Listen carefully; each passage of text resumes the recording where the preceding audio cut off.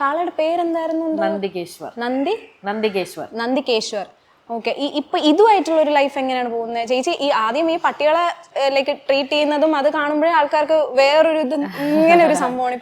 അത് സൗഭാഗ്യം നേരത്തെ പറഞ്ഞില്ലേ, നമുക്ക് ഈ ടീച്ചർ അന്ന് അറിഞ്ഞുകൊണ്ട് ചെയ്താണോ അറിയാതെ ചെയ്താണെന്ന് അറിഞ്ഞൂടാ. നമ്മളെപ്പോഴും ഡോഗിനെ ഒരു ആനിമലിനെ ചൂസ് ചെയ്യുമ്പോൾ എപ്പോഴും നമുക്ക് അതുമായിട്ട് ടൈം സ്പെൻഡ് ചെയ്യാനുണ്ടോ, അതിൻ്റെ എനർജി നമുക്ക് ഉൾക്കൊള്ളാൻ പറ്റുമെന്നൊക്കെ നോക്കിയിട്ടാണ് ഒരു പെറ്റിനെ തിരഞ്ഞെടുക്കാൻ.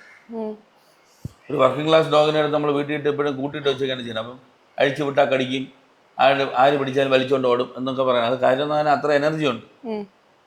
പ്രോപ്പറായിട്ട് അതിൻ്റെ കൂടെ ടൈം സ്പെൻഡ് ചെയ്ത് ട്രെയിനിങ് അല്ലെങ്കിൽ അതിനൊരു ബിഹേവിയർ പറഞ്ഞു കൊടുക്കാൻ പറ്റിയില്ലെങ്കിൽ അതിനെ വളർത്തരുതെന്ന് പറയും.